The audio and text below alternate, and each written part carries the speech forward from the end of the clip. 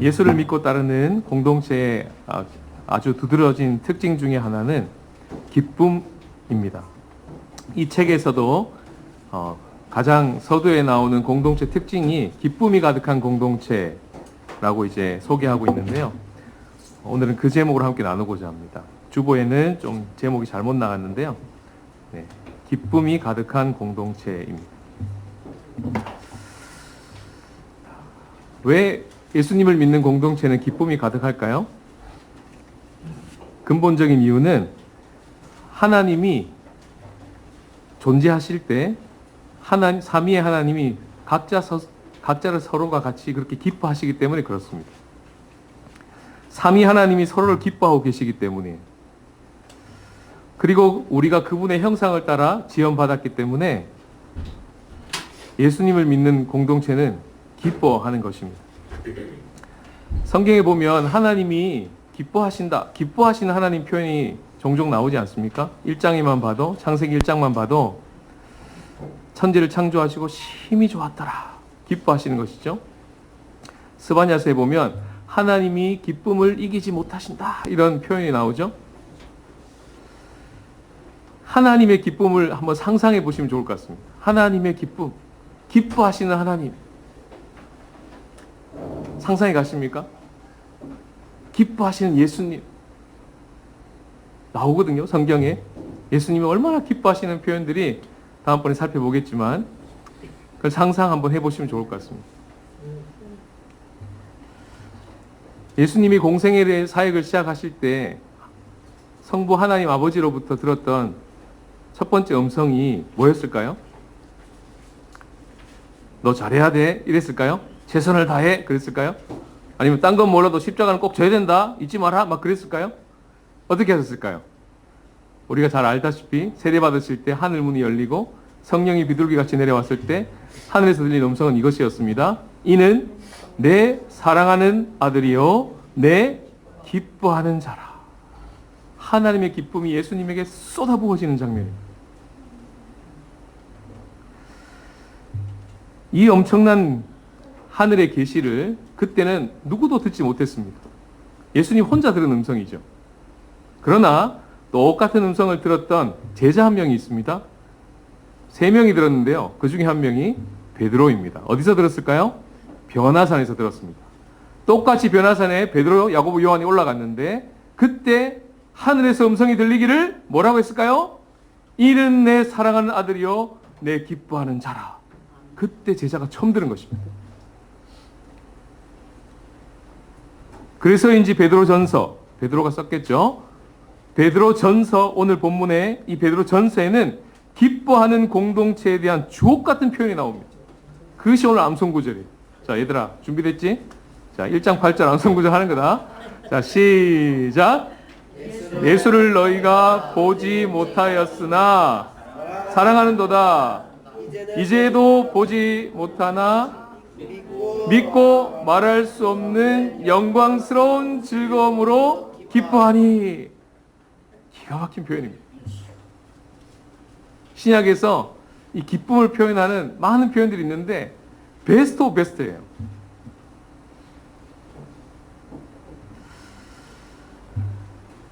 베드로전서를 읽어보면 사실은 베드로전서를 받는 수신자들의 상황은 기뻐할 수 있을 만한 상황이라기보다는 오히려 탄식하고 걱정하고 두려워할 만한 상황들이 훨씬 더 컸습니다. 그들 안에는 안팎으로 비방이 난무했고요. 정치적으로 박해와 고난이 엄청났습니다. 상상을 초월했어요. 그런데도 불구하고 그들은 1장 6절에 보시면, 베드로전서 1장 6절에 보시면 오히려 크게 기뻐하는도다, 이렇게 나오죠. 오늘 암송 구절에도 말할 수 없는 영광스러운 즐거움으로 즐거워하고 기뻐한다 되어 있습니다. 아마 그래서이기도 한 것 같아요. 환난과 그 고난이 많았기 때문에 더욱 하늘로부터 부어지는 기쁨이 더 컸던 것 같습니다. 나중에 베드로전서 4장쯤을 읽어보시면 그리스도의 고난에 참여하는 것으로 즐거워하라, 이렇게 되어 있거든요. 그들은 뭘 세상 가운데서 잘못해서 고난받는 게 아니고요. 그리스도의 고난에 참여하는 것 때문에 어려움을 겪고 있었던 거예요. 그거를 즐거워하라 했으니까 고난과 환난이 있었음에도 불구하고 기뻐한 것도 맞고요. 고난과 환난이 있었기 때문에 하늘로부터 기쁨이 더 쏟아졌을 수도 있는 것이죠. 여러분, 우리가 기뻐하는 거 하고요, 북한의 지하교회 성도들이 기뻐하는 거를 기쁨의 무게로 딱 비교했을 때 어떤 게 더 농도가 짙고 크고 놀라울까요? 비슷하면 참 좋을 것 같은데 제 믿음은요, 북한 쪽이 훨씬 강할 것 같아요. 북한 쪽에서 예수님을 믿는 지하교회 성도들의 진짜의 그 기쁨은 나중에 주님이 뚜껑을 열었을 때, 통일이라는 선물을 주셨을 때 아마 전 세계로 수출될 것입니다. 깜짝 놀랄 거예요, 나만이.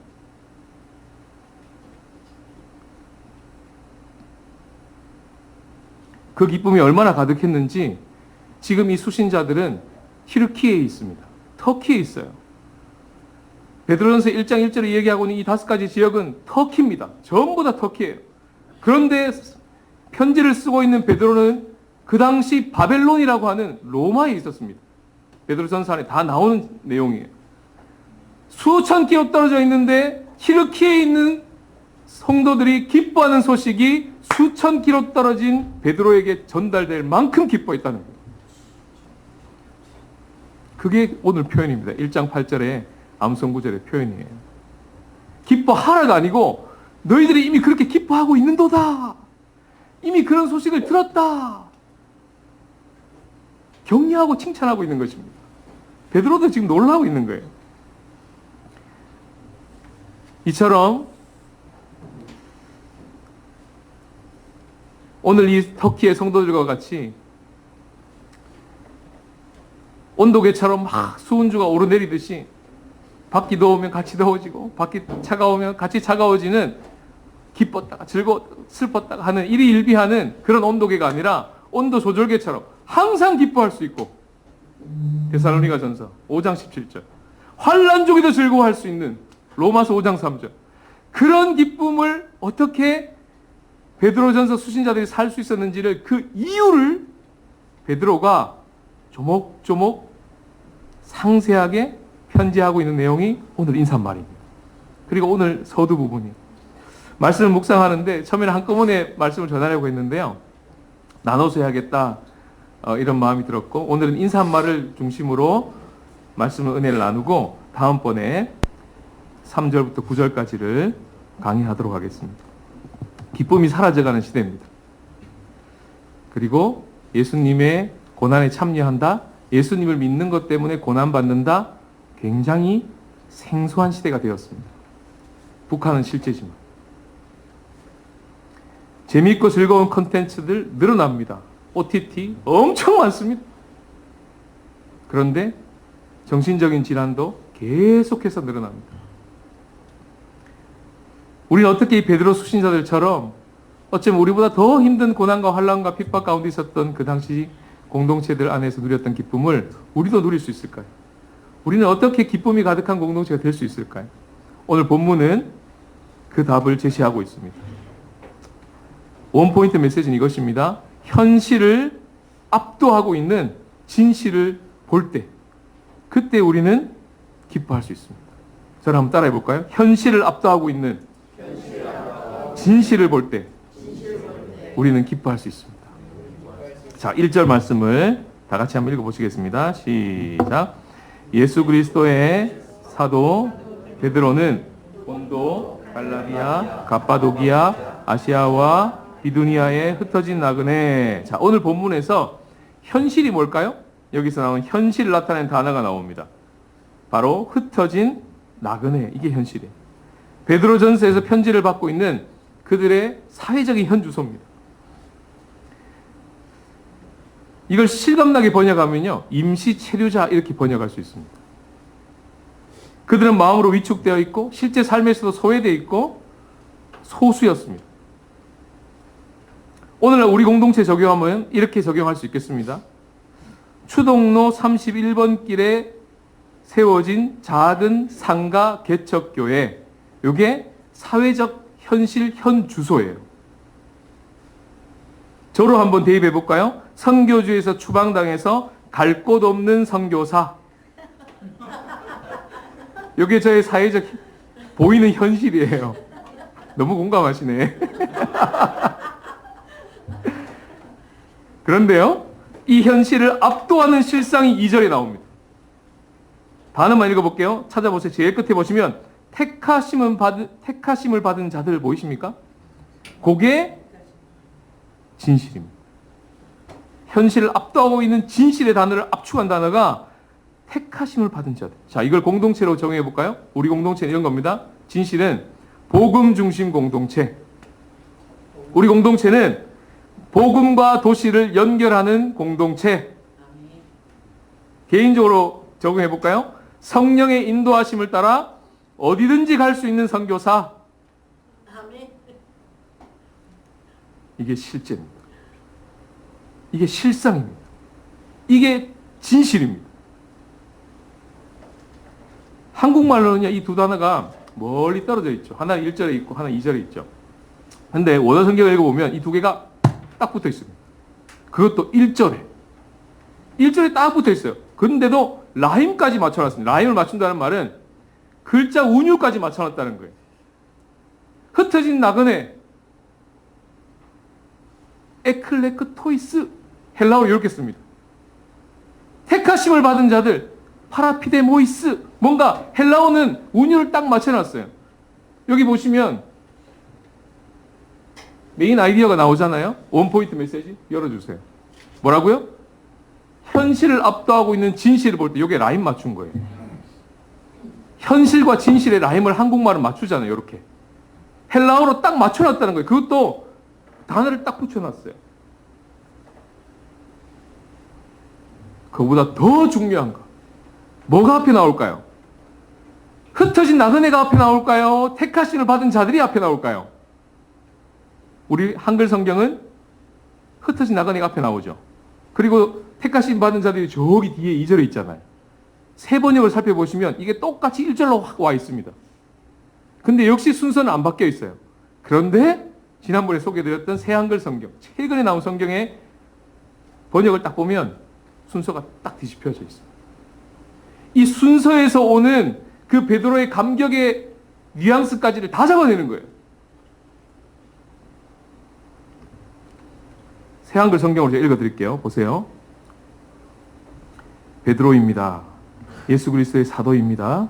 선택받은 분들, 곧 폰토스, 갈라디아, 갑바도기아, 속주아시아와 비티니아에 흩어져 사는 체류자들인 여러분에게 이 편지를 보냅니다. 여러분이 선택받은 것은 하고 시작하는 거예요. 자, 이걸 UCD 교회의 UCD 버전으로 바꿔볼게요. 보여주세요, 스크린. 베드로입니다. 자, 여기서부터 잠깐 멈춰야 돼요. 베드로입니다. 하고 이 편지가 딱 낭독되는 순간 이 그때 장안의 분위기는요. 와, 이렇게 돼 있어요. 지금 분위기는. 잊지 않고 있네. 잊지 않고 있어. 베드로가 우리를 잊지 않고 있어.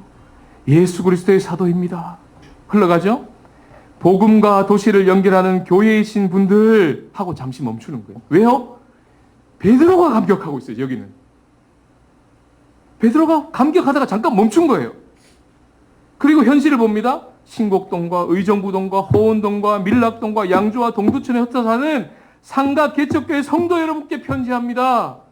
여러분이 복음과 도시를 연결하는 교회로 선택받은 이유는요? 하고 다시 이어가는 겁니다. 감격했어요. 감격. 베드로가 지금 감격한 겁니다. 뭘 보고요? 진실을 보고. 현실도 봤어요. 그들이 지금 흩어져 있는 나그네라는 현실도 보고 있어요. 둘 다를 동시에 봐요.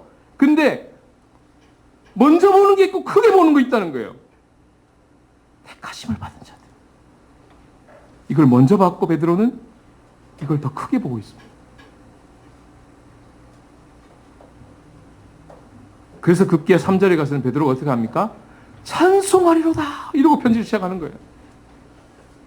준비 찬양이 아닌 거예요. 이거는. 자, 우리 준비 찬양합시다 이런 분위기가 아니고요. 편지를 쓸 때부터 베드로는 감격에 차 있어요. 감격에 차 있는 인사말을 적고는 3절에 가서 찬송하리로다 하는 거예요. 복음과 도시를 연결하는 교회라는 말이 어머 우리가 이런 교회였어? 그게 무슨 말이죠, 목사님? 이렇게 하실 분이 혹시 계실까 봐 잠깐 설명하고 넘어가겠습니다. 복음과 도시를 연결하는 교회가 베드로급으로 감격이 될 수 있었던 이유는 뭐냐면 이런 뜻입니다. 신곡동 주민들이 UCT 교회가 꼭 여기 있어 달라고 말하는 교회라는 겁니다. 느낌 오십니까? 각자에게 적용한다면 우리 교회 성도들이 서 있는 그 현장, 그 가정, 그 기업이 거기에 있음으로 인해 가지고 고맙습니다 라고 말하는 주민을 만나게 되는 교회가 우리라는 겁니다. 그냥 일주일에 한 번 만나서 예배드리고 밥 먹고 우리끼리 너무너무 좋아요 하는 것도 정말 좋은 것이지만 거기를 넘어서는 교회라는 겁니다. 지금 베드로가 꿈꾸는 교회는. 그러니까 감격에 차 있죠.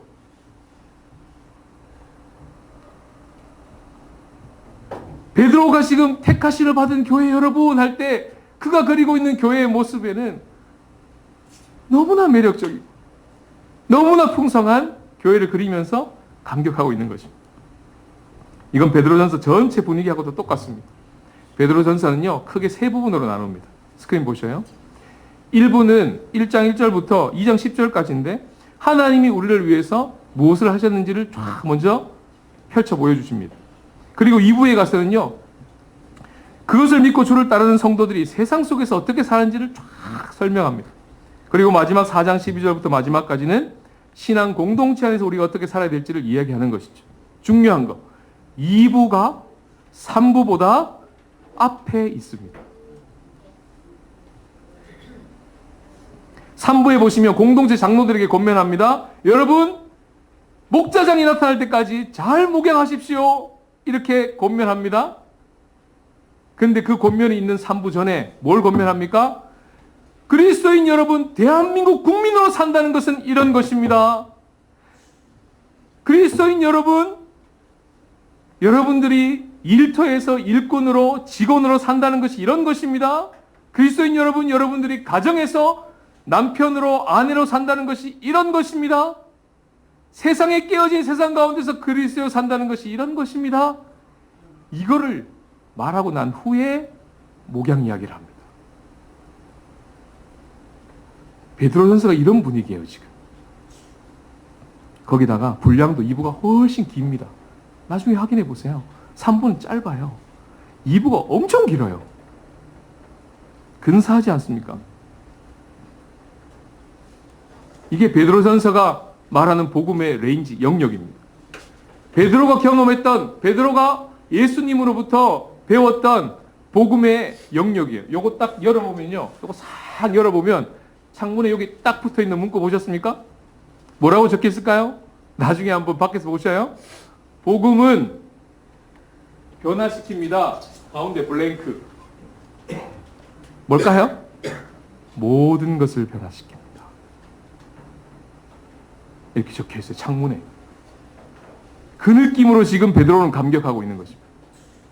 그 느낌으로 지금 베드로는 베드로전서를 쓰고 있는 것입니다.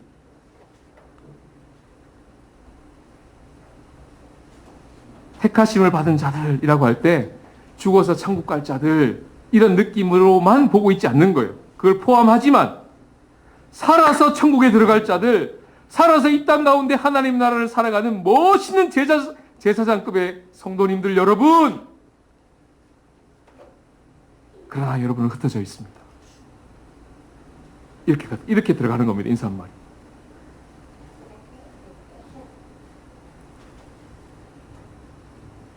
보이는 현실보다 그것을 압도하고 있는 진실, 그 진실을 보고 있을 때 우리는 베드로처럼 찬양할 수 있습니다. 우린 베드로의 서신을 받고 있는 성도들처럼 말할 수 없는 영광스러운 즐거움으로 기뻐할 수 있습니다. 이게 인사말에 고스란히 담겨 있어요. 베드로전서 편지 안에. 전천후 기쁨이죠. 아까도 말씀드렸지만 데살로니가전서 5장 17절 우리가 너무나 잘 아는 항상 기뻐하라. 이게 희망 고문이 아니라는 것입니다. 이건 복음입니다. 무슨 일을 만나도 기뻐해도 좋다 이런 말입니다. 왜요? 만사형통할 것이니까? 아니요. 무슨 일을 만나도 그 만나는 모든 무슨 일보다 우리가 믿고 있는 하나님이 어떻게 해요? 크니까. 무슨 일을 만나도 그 무슨 일 가운데 진실이신 예수님은 항상 함께 하실 것이니까 항상 기뻐해도 됩니다. 이런 말입니다. 물론 현실이 만만치 않습니다. 베드로전서를 읽어봐도 현실이 굉장히 만만치 않다는 것을 알게 됩니다. 시편 기자도요, 이렇게 표현했죠. 시적으로 사망의 음침한 골짜기 이렇게 표현했습니다. 너무나 잘 아는 시편이죠. 그게 현실입니다. 내가 사망의 음침한 골짜기를 다닐지라도 그 다음 구절이 뭡니까? 해가 없을 것은 이렇게 되어 있죠. 해를 받지 않을 것은 이렇게 되어 있죠. 아니지 않습니까? 성경이 그렇게 되어 있지 않지 않습니까? 내가 사망의 음침한 골짜기를 다닐지라도 피해를, 여기 해는 반짝반짝 햇님이 아니고 피해를 어떻게 한다고요? 두려워하지 않을 것은 이렇게 되어 있습니다. 뭘 전제하고 있죠? 피해가 있을 수도 있다. 아니요. 피해가 반드시 있다. 이걸 전제하고 있는 겁니다. 두려워하지 않을 것은, 피해를 두려워하지 않을 것은 우리가 당한 모든 사망의 염침한 골짜기와 같은 문제들이 다 해결될 것이기 때문입니다. 그 다음 구절 이렇게 갑니까? 해를 두려워하지 않을 것은 그 다음 복음이 나오죠. 주께서 함께 하심이라. 주께서 나와 함께 하심이라. 이 시편의 고백이, 이 시편 기자의 고백이 고스란히 베드로전서 1장 인사말에 다 담겨 있습니다. 베드로전서 1장의 인사는요, 예수 그리스도로 시작해서 예수 그리스도로 마치는 인사입니다.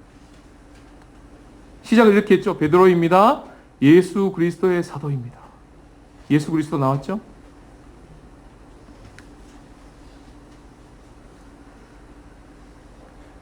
그걸 딱 듣고 있던 수신자들이 아무도 우리를 기억하지 못할 줄 알았는데 베드로가 우리를 기억하고 편지했어. 여기서 끝나지 않고요. 예수 그리스도의 사도입니다.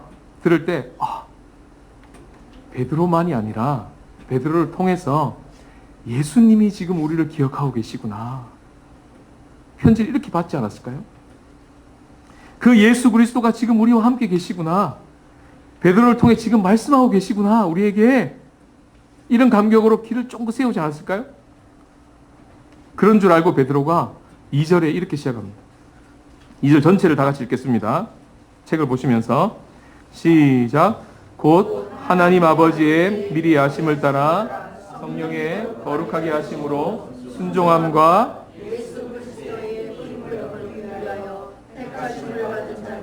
편지하노니 은혜와 평강이 너희에게 더욱 많을지어다.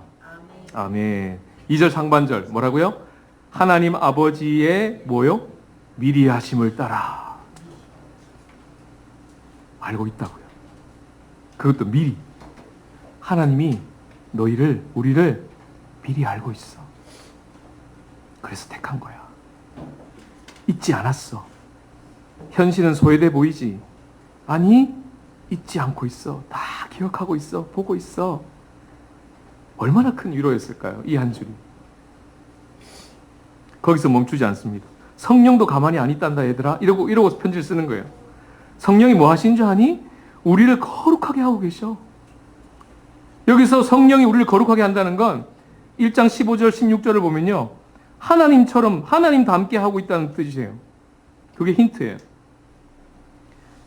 그러니까 한 번 거듭날 때 짠 하고 거룩해져라 하고 끝나는 게 아니고 이거는 우리가 거듭난 후부터 주님 앞에 서는 그날까지 계속 거룩해지기 위해서 성령이 우리를 그렇게 하고 계신다는 표현이에요.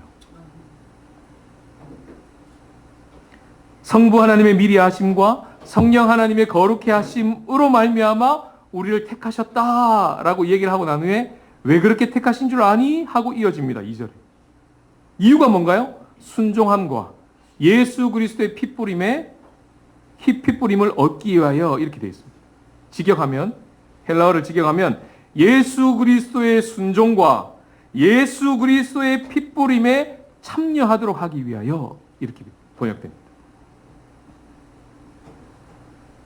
구약의 시내산에서 모세가 막 출애굽한 이스라엘 백성들을 모아놓고 지도자들을 모아놓고 피를 뿌리는 장면이 나옵니다. 출애굽기 24장.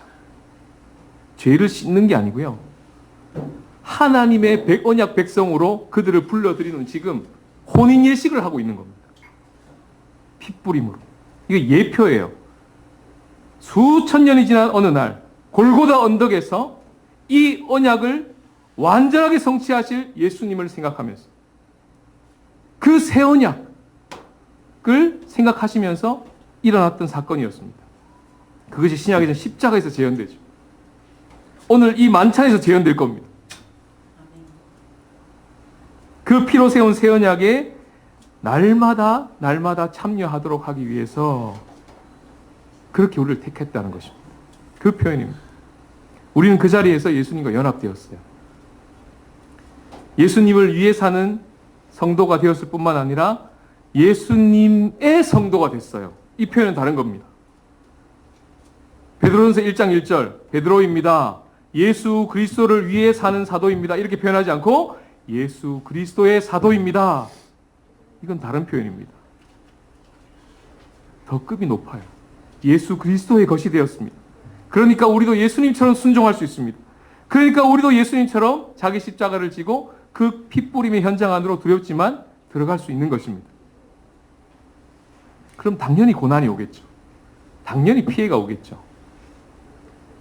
이것이 우리가 베드로처럼 이 편지를 받고 있는 베드로전서의 수신자들처럼 현실을 압도하고 있는 진실을 볼 수 있는 이유입니다. 그리고 기뻐하고 찬양할 수 있는 이유예요. 그게 암송구절에 고스란히 담겨 있는 겁니다. 다시 한번 암송구절 1장 8절 다 같이 시작. 예수를 너희가 보지 못하였으나 사랑하는도다 이제도 보지 못하나 믿고 말할 수 없는 영광스러운 즐거움으로 기뻐하니. 메인 아이디어를 이해하는 것으로 끝나는 것이 아니라 그 메인 아이디어에 있는 현실을 압도하는 진실이 예수라는 것을 아는 것입니다. 그게 예수구나. 예수님이 진리고 진실이시고 예수님은 죽음이라는 현실마저도 생명으로 압도해버리시는 부활하신 예수님이시구나. 죽음의 두려움 앞에서도 우리를 거기서 건져내시는 평생 죽기를 종로로 사는 우리였던 자들을 건져내신 그 진실이 어떤 교훈 정도가 아니라 시퍼렇게 살아계시는 예수 그리스도시구나. 그걸 아는 거야. 그걸 보지 못하나 사랑하게 되는 거야. 지금도 보지 못하나 믿고 말할 수 없는 영광스러운 즐거움으로 기뻐할 수 있는 이유는 이 명제를 이해했기 때문이 아니라, 이해도 해야 되겠죠. 그게 아니라 그 진실을 예수님이라고 보고 있는 거예요. 그걸 믿고 있는 것입니다. 그 예수 생명이 시몬을 삼켜버렸습니다. 베드로가 나왔습니다. 베드로입니다. 엄청난 감격이죠. 시몬입니다. 이래 되잖아요. 베드로입니다. 이렇게 되는 거죠. 그 예수 생명이 흩어진 나그네를 삼켜버렸습니다. 흩어진 나그네를 끌어안아 버렸어요. 그래서 어떻게 됩니까? 택하신 백성으로 나왔습니다. 이게 예수 그리스도로 시작해서 예수 그리스도로 끝나는 인사말에 담겨있는 놀라운 복음의 능력입니다. 성부, 성자, 성령 하나님이 여러분들을 택하셨습니다. 이렇게 교리적으로 해도 되잖아요. 간단하게, 심플하게. 여러분 어떻게 택했다고요? 성부 하나님, 성자 하나님, 성령 하나님께서 여러분들을 택하신 거예요. 이렇게 되잖아요. 교리적으로. 베드로는 어떻게 이야기합니까?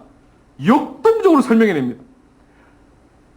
하나님 아버지의 미리 하심과 성령 하나님의 거룩하게 하심을 따라서 예수 그리스도의 순종과 핏부림에 여러분들을 참여하게 하기 위하여 택하심을 받은 겁니다. 굉장히 역동적으로 지금 막 설교하고 있는 느낌이 들지 않습니까? 바울도 비슷한 고백을 했죠. 이런 고백했습니다. 이건 바울의 고백이에요. 눌러주세요. 다 같이 읽어볼까요? 시작. 이는 우리가 믿음으로 행하고 보는 것으로 행하지 아니함이로다. 보이는 대로 믿지 않습니다. 우리는 느낌대로 믿지 않아요. 경험대로 믿지 않습니다. 그럼 어떻게 믿나요? 말씀대로 믿습니다. 믿음대로 행합니다. 현실을 무시하라는 겁니까? 그렇지 않습니다. 현실을 직시해야 됩니다. 현실을 잘 봐야 됩니다. 공부해야 합니다. 알아야 합니다. 그러나 현실에 매이지 않습니다. 그 현실을 압도하고 있는 진실을 믿기 때문에 예수 그리스도십니다. 그럼 우리는 어떻게 될까요? 하늘을 붕붕 날아다닐까요? 두 발을 땅에 딱 딛고 부대낌을 막 경험하면서도 힘듦을 막 경험하면서 어떻게 해요? 찬송하리로다. 목사님 하나도 안 힘드세요? 그게 아니고 너무너무 힘든데 너무너무 죽을 것 같은데 그것을 압도하고 있는 예수 생명이 우리를 꽉 붙들고 있기 때문에 말할 수 없는 영광스러운 즐거움으로 기뻐하니 이 두 개가 같이 있는 거예요.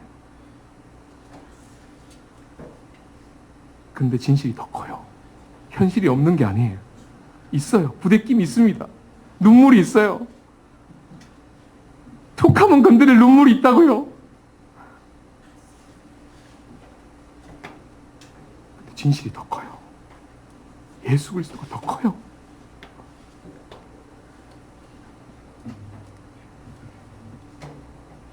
이번에 우바발로에 가서 은혜를 많이 받았습니다. 지난번에도 나눴지만 보이는 현실은 이거였습니다. 몸이 아프다. 이게 현실이었습니다. 기도회가 너무 길다. 이게 현실이었습니다.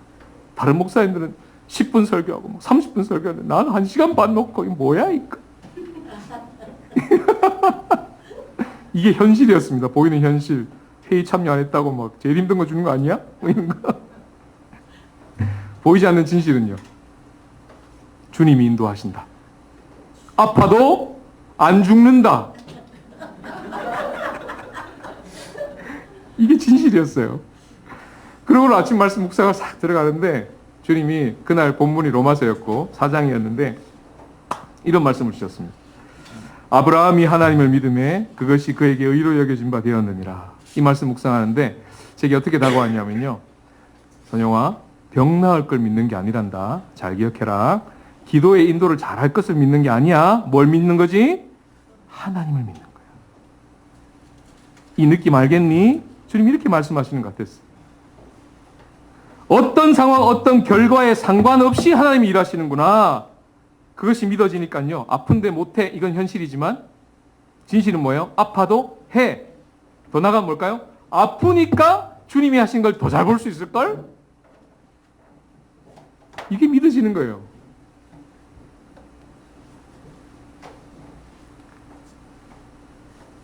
우바발로 섬기면서요. 무거운 이 탁자 나르면서 다 났어요. 그리고 지난주에 간증했지 않습니까? 짧게라도.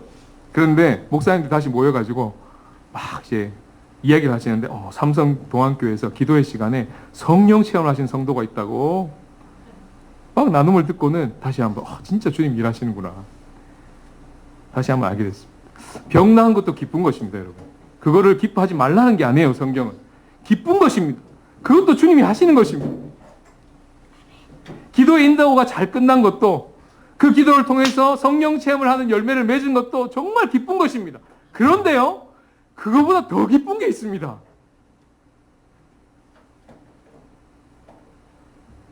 예수님이세요. 예수님과 동행하는 기쁨. 예수님이 나에게 말씀하셨고 보이는 현실을 믿지 않고 현실을 보기는 보지만 보이는 대로 행하지 않고 믿는 것으로 행한다는 이 바울의 고백이 어떤 고백인지를 알게 된 게 더 기쁜 거예요. 이런 느낌이구나. 인생을 사는 게 이런 느낌으로 사는 거구나. 이게 잘 사는 거구나. 예수님을 더 알고 싶어졌어요. 예수님 당신은 누구십니까? 그 진실과 실상으로 오신, 죽음을 압도하시는 생명으로 오시고 지금도 이 세상을 지탱하고 계시고 지금도 이 세상을 회복하고 계시는, 모든 것을 변화시키시는 그 예수님 도대체 누구십니까? 알고 싶습니다. 닮고 싶어요. 택하심을 받은 자들이요, 택하심을 받은 자들이요 하고 잠시 베드로가 멈출 수밖에 없었던 이유, 편지를 쓰다가, 그게 오늘 주님이 우리에게 주시는 놀라운 하나님의 기쁨입니다. 그게 우리 가운데 쏟아져 왔으면 좋겠어. 내가 너를 얼마나 기뻐하는 줄 아니? 너는 내 사랑하는 아들이요 딸이요 내 기뻐하는 자라. 예수님에게만 하시는 그 말씀이 아니라 그 예수님 때문에, 예수님과 함께 연합하여 그 예수님의 순종과 핏부림에 참여한 우리들이 똑같이 하늘로부터 우리를 향해서 어떻게 해요? 너는 내 기쁨이야.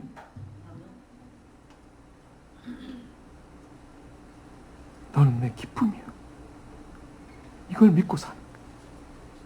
그게 현실을 돌파하게 만들어버리는 것입니다. 몸이 아파도 갈 수 있게 만드는 것입니다. 현실이 녹록지 않아도 계속 갈 수 있는 힘이 부어지는 것입니다. 그게 복음의 능력입니다. 이것이 복음의 능력입니다.